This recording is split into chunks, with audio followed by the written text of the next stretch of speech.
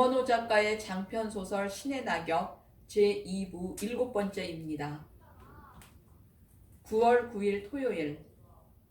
정희는 2학기 개학을 하자마자 점자를 배우기 시작하더니 불과 며칠 사이에 완전히 해득. 오늘 마지막 테스트를 받기 위해 종이 한 장 가득히 점자를 찍어 가지고 왔다. 이사야 35장이라고 첫머리에 적혀 있었다. 끝까지 읽어보았더니 한자의 오자도 없었다. 100점입니다. 내가 칭찬을 해주었다. 기념으로 간직해주세요. 대단한 것이라도 배운 것 같은 그녀였다. 9월 19일 화요일. 해질 무렵 우리는 옥상에서 시를 읽고 있었다. 정희는 소리내어 시를 낭독하고 나는 귀 기울여 시를 감상하고, 그녀가 낭독하는 시는 모두 아름답고 멋있는 시들 뿐이었다. 오늘따라 그녀의 음성은 약간의 애조를 띠고 있어서 그 애조 띤 음성이 시의 운치를 더 한층 멋있게 살려놓고 있었다. 제 아무리 재주 없는 시인의 시라 할지라도 일단 그녀의 음성을 거치기만 하면 모두 아름답고 멋있는 시가 되는 것 같았다. 지는 해가 우리의 시정을 적셔주고 저 멀리 들려오는 피아노 소리가 그녀의 낭독을 반주해주고 있었다. 지는 해는 희미하고 음악은 무겁고 시는 그 의미가 깊었다. 자연과 인생에 대한 찬미에서 시작한 그녀의 시는 미래에 대한 불안과 영혼에 대한 절망과 현실에 대한 저항과 생명에 대한 자학으로까지 옮겨갔다. 그녀는 일부러 그런 시만을 골라 읽고 있는지도 몰랐다. 시를 읽고 있는 동안 그녀의 음성은 조금씩 애조를 더해가더니 가는 떨림은 더 큰 떨림이 되고 더 큰 떨림은 숨막힘이 되어갔다. 그녀는 울고 있었다. 시를 낭독하면서 낭독하는 시의 행마다 연마다 숨을 죽이고 소리 없이 흐느끼고 있었다. 나는 더 이상 시를 감상하고 있지 않았다. 나는 불안해지기 시작했다. 언젠가도 그녀는 운 적이 있다. 쳐다보아주지 않는다고 울었다. 그 후 그녀는 한 달간이나 기숙사에 발을 끊었었다. 오늘은 왜 또 우는 것일까? 시가, 소녀적인 감성이 그녀를 울리고 있는 것 같지는 않았다. 그녀에게 직접 물어보리라. 물어보기 위해서는 우선 낭독부터 멈추게 해야 했다. 그러나 멈추게 하기 전에 그녀는 시집을 땅바닥에 떨어뜨리고 말았다. 그와 동시에 그녀의 음성도 흐느낌도 그 밖의 모든 소리도 그녀의 숨소리까지도 숨을 죽이고 말았다. 저 멀리서 들려오는 피아노 소리만이 그녀의 모든 소리를 대신해서 더욱더 크게 울리고 있을 뿐이었다. 정희씨, 불러보았으나 대답이 없어 옆자리를 만져보았더니 자신의 무릎 위에 쓰러진 그녀는 두 손으로 얼굴을 감싸고 실신한 사람처럼 굳어 있었다. 왜 이러십니까, 정희씨? 나는 조심조심 그녀를 부축해 일으켰다. 말해보십시오. 무엇 때문인지. 그러나 대답 대신 그녀는 미안하다고, 용서하라고 내 손을 잡아 흔들어주고는 휘청거리는 걸음으로 옥상을 내려가고 말았다. 9월 20일 수요일. 울며 간 그녀를 생각하며 혼자 옥상에서 바람을 쏘이고 있었다. 바로 어제 그맘때쯤 해서였다. 옥상 난간에 몸을 비스듬히 기대고 앉아 휘휘 휘파람을 불어보고 있는데 언제 올라왔는지 그녀가 내 휘파람에 노래를 맞춰보고 있었다. 나는 반갑기도 하고 고맙기도 하고 또 신이 나기도 해서 더욱더 열심히 휘파람을 불어 제꼈다. 싫어요. 앉으란 말도 없이. 몇 곡을 계속 따라 부르던 그녀는 목이 아팠는지 따라 부르기를 그만두고 트집을 잡고 나섰다. 저 다리 아프단 말이에요. 언제부터 내가 앉으라고 해야 앉고 그렇지 않으면 앉지 않고 그렇게 꼭 내 말만 듣기로 했는지 그녀는 꼿꼿이 버티고 서서 자리를 권해주지 않는다고 뾰족한 시위를 하고 있었다. 도리가 있겠는가. 나는 빙그레 웃어 보이며 내 왼쪽 옆자리를 손으로 가리킨다. 그녀가 내 옆에 바싹 와서 붙어 앉는다. 그렇게 해서 우리는 또 어제처럼 정답게 앉아 있었다. 지는 해도 꼭 어제 그만큼 남아 있었고 조금 있으려니까 피아노 소리도 꼭 어제 그만큼의 거리에서 들려오고 있었다. 자인이 연주하는 피아노인가 보았다. 시집 읽어드릴까요? 피아노 소리가 들려오기 시작하자 그녀에게서는 또다시 시정이 넘쳐 흐르기 시작하는 모양이었다. 싫습니다. 그만두십시오. 어머? 왜요? 또 울까 봐서요. 아무리 시를 읽고 울었으려고요. 시를 읽고 울었으면 좋으련만 그렇지 않다는 것이다. 그렇지 않다면 무엇이 있다는 말이 아닌가. 나는 묻지 않을 수 없었다. 그럼 왜 울었죠? 걱정하셨어요? 하다뿐입니까? 죄송해요. 그녀는 그렇게 하고 어물어물 넘어가려고 했다. 그러나 나는 넘어갈 수 없었다. 무슨 일이죠? 별일 아니에요. 걱정하지 마세요. 별일 아니라면 이야기해 줄 수도 있는 일 아니겠습니까? 어제 선배 언니가 결혼을 했어요. 한참을 망설이다가 그녀가 털어놓은 이야기였다. 결혼식장은 중국집 골방. 참석자는 신랑 신부와 증인으로 유일하게 제가 참석했을 뿐이었어요. 그 쓸쓸하고 초라한 결혼식이 절 울린 거예요. 그뿐이에요. 무슨 결혼식이 그런 결혼식이 다 있습니까? 필시 곡절이 있는 결혼식이라는 짐작이 갔으나 그 곡절이 어떤 것인지는 짐작이 가지 않았다. 신랑 신부는 가족 친지도 없는 천혜의 고아였습니까? 그렇지 않고서야 어떻게 그런 결혼식이 있을 수 있겠는가? 아니, 천혜의 고아라고 하더라도 결혼식에 참석할 친구 몇 사람쯤은 있지 않겠는가? 그런데 어떻게 되어서 증인으로 유일하게 그녀 혼자 참석을 했더란 말인가? 그러나 그녀는 더 이상의 이야기는 들려주려고 하지 않았다. 더는 묻지 마세요. 우리하고는 상관이 없는 남의 이야기니까요. 정희 씨를 울렸는데도 상관이 없는 이야기일까요? 네, 그래요. 상관이 없는 이야기예요. 정말이에요. 그녀는 완강했다. 나는 묻기를 그만두는 수밖에 없었다. 우리하고는 상관이 없다고 하니 그것으로 다행이라 생각할 뿐이었다. 9월 28일 목요일. 수업을 파하고 하악길에 나서 보니 가랑비가 소리 없이 내리고 있었다. 가을을 재촉하는 비인가 보았다. 이석과 나는 우산도 쓰지 않은 채 주거니 받거니 이야기를 주고받으며 그 빗속을 걸어갔다. 길가에서 누군가가 내 한쪽 옷소매를 잡아 끌었다.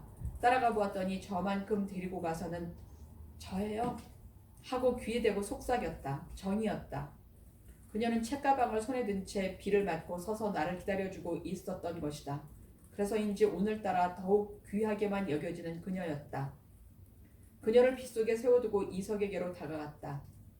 먼저 들어가게. 나는 누굴 좀 그의 등을 떠밀어주고 돌아서려고 하는데 그가 나를 꽉 붙잡고 놓아주질 않았다. 정희 씨가 직접 제 앞에 와서 저를 한 100번쯤 하고 사정을 한다면 놓아주죠. 눈치도 빠르기도 한 그였다. 별 수 있겠는가. 한 번만 봐주세요. 그녀가 그의 앞으로 다가와서 사정을 했다. 그냥은 안 됩니다. 은혜는 잊지 않을게요. 약속하는 겁니다. 네, 약속하는 거예요. 그가 나를 놓아주었다. 이석을 기숙사로 들여보내고 나서 우리는 손을 마주 잡았다. 비에 젖은 그녀의 손이 싸늘하게 식어 있었다. 감기라도 들면 어쩌려고. 내가 걱정을 해주었다. 설마 감기약 좀 안 사주시려고요? 그야 감기는 약이 있지만 내 마음이 아픈 데는 약이 없으니까 말이죠. 아이 섭섭해라. 그런 줄도 모르고 전 또 제 걱정을 해주시는 줄 알고 좋아했지 뭐예요. 그녀는 빗속에 서서 수줍게 웃고 있었다. 우리는 관광 호텔 앞을 지나 버스 종점을 지나 바닷가로 내려갔다. 늘어선 포장마차들이 비를 맞고 있었다. 포장마차들을 지나 백사장을 오른쪽으로 끼고 걸었다. 파도가 백사장 위에서 곤두박질을 치고 있었다. 아무도 찾는 이 없는 빈 보트들이 비에 젖고 있었다. 그녀는 비에 젖고 있는 빈 보트들을 세며 걸었다. 5척, 6척. 그녀를 따라 나도 셈을 세며 걸었다. 5척, 6척. 그녀가 또 세었다. 7척, 8척. 이번에는 그녀를 따라 세지 않고 내가 앞질러 세웠다. 9척, 10척. 어머, 없어요. 9척, 10척은. 조금만 더 가보십시오. 9척, 10척도 있을 테니까요. 조금 더 갔다. 그녀가 소리쳤다. 어머, 있어요. 정말 있어요. 그렇죠? 있죠? 네, 9척, 10척이에요. 우리는 빗속을 걸으며 유쾌하게 웃었다. 책가방은 한 사람이 하나씩 옆구리에 낀 채였다. 구름다리가 나왔다. 바다를 건너 돌섬으로 이어지는 다리였다. 우리는 그 다리 위로 올라갔다. 해풍이 구름다리를 그네줄처럼 흔들고 다리 밑에서는 파도가 뛰어오를 듯이 치솟고 있었다. 다리가 좀 심하게 흔들릴 낯이면 그녀는 어린아이처럼 겁을 집어먹고 내 팔에 매달린다. 매달리는 그녀의 어린 양이 재미있어. 나는 일부러 발을 굴려 흔들리는 구름다리를 더욱 심하게 흔들리게 하고 그러면 그녀는 매달리다 못해 비명을 지르며 나를 꼬집어 뜯기도 한다. 돌섬에 들러서는 소라 한 주먹을 사서 비를 맞으며 마주 서서 나누어 먹고 다시 구름다리를 타고 밖으로 나와 송도공원 가파른 언덕길을 오르고 내렸다. 비에 젖은 어깨가 무겁게 느껴지기 시작했다. 그녀의 옷도 많이 젖었을 것 같았다. 옷이 많이 젖었지요? 네, 만져보세요. 그녀가 내 손을 끌어다가 그녀의 앞가슴을 만져 보여준다. 비에 젖은 옷 위로 그녀의 앞가슴이 앙상하게 드러나 있었다. 얼마를 더 걸었다. 빗줄기가 점점 굵어지기 시작했다. 그녀는 이제 오들오들 떨고 있었다. 이젠 들어가야죠. 싫어요. 조금만 더 걸어요. 떨면서도 그녀는 고집을 피우고 있었다. 이러다가는 정말 감기 듭니다. 만약 든다면 어떻게 하시겠어요? 든다면 나는 어떻게 할까를 생각해보고 있었다. 내 대답을 기다리고 있을 수 없다는 듯이 그녀가 앞질러 말한다. 약도 사다 주시고 병원에도 데리고 가주시고 그리고 밤새도록 옆에 앉아서 간호도 해주시고 어쩌면 그녀는 그렇게도 철이 없을까. 날더러 약방과 병원은 어떻게 찾아다니란 말이며 간호는 어떻게 하란 말인지. 소꿉장난을 하자는 철부지 기지바이처럼 그녀는 빗속을 걸으며 종알종알 신이 나서 온갖 공상을 늘어놓고 있었다. 공상에 취해 빗속을 걷다 보니 중국집 홍화로 앞에 이르러 있었다. 우리는 홍화로 안으로 들어갔다. 여주인이 나와서 우리를 맞아준다. 그렇게 비를 맞고 나가니까 아가씨 얼굴이 더 이쁘오. 중국 여인의 한국어는 서툴렀지만 이쁘다는 뜻만은 분명했다.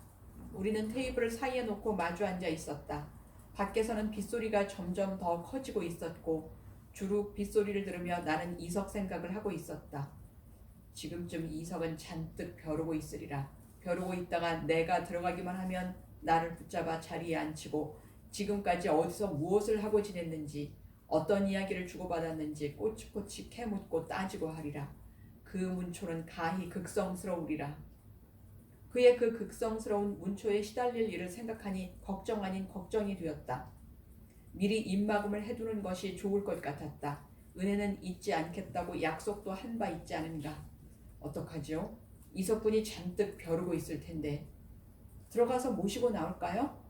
그녀는 주인 아주머니에게서 우산을 빌려 쓰고 기숙사로 들어간다. 그녀가 기숙사로 들어가고 난 다음 나는 주인 아주머니를 불렀다. 물어볼 말이 있어서였다. 제가 이런 이야기 물어보더라는 말 절대로 하시면 안 됩니다. 나는 미리 다짐부터 두고 말을 계속했다. 방금 그 아가씨 이쁘다고 하셨죠? 네, 무척 이쁘게 생겼다오. 어떻게 이쁘게 생겼는지요? 왜 그러시오? 보고 싶으시오? 중국 여인은 딱하다는 듯이 쯧쯧 혀를 찼다. 네, 보고 싶습니다. 이쁘다는 건 들어서 알겠는데 구체적으로 어디가 어떻게 이쁜지 궁금해서요. 글쎄요, 어떻게 설명을 드려야 할지 생긴 그대로 말씀해 주십시오. 무척 착하게 생겼죠. 그리고 그런 경우를 뭐라고 하지요? 어떤 경우 말인가요? 남들하고는 아주 다른 경우 말이에요. 개성이 뚜렷하군요. 네, 그래요. 개성이 뚜렷한 얼굴이에요. 착하게 생겼으면서도 개성이 뚜렷한 얼굴이란 말씀이죠. 그렇다니까요. 그러면 어디가 어떻게 생겼기에 착하게 생겼으면서도 개성이 뚜렷한 얼굴인지 구체적으로 설명을 좀 해주십시오. 중국 여인은 한참을 생각하고 나더니 한마디씩 천천히 신중하게 말을 하기 시작했다. 얼굴은 갸름한 편이죠. 눈은 크고 시원스럽게 생겼다오. 그리고 또 나는 신이 났다. 당장이라도 그녀의 모습이 눈앞에 선연하게 그려질 것 같은 신선한 착각마저 들게 되는 것이었다. 눈동자는 깊고 눈빛은 맑고 청순하지요. 그리고 또 이야기를 한참 진행시키고 있는 중인데 저 멀리서 두런두런 사람들의 이야기 소리가 빗소리에 섞여서 들려왔다. 그녀와 이석과 지선과 자인의 이야기 소리였다. 그들은 벌써 기숙사를 나서 홍화로 앞에 거의 다다르고 있었다. 나는 묻기를 그만두고 중국 여인의 말을 막아버렸다. 에구, 중국 여인의 입에서 탄식이 새어나왔다. 직접 보면 얼마나 좋을꼬. 한 번 반할 거 두 번 반할 텐데. 주방을 향해 돌아서는 중국 여인의 목이 실없이 메이고 있었다. I don't know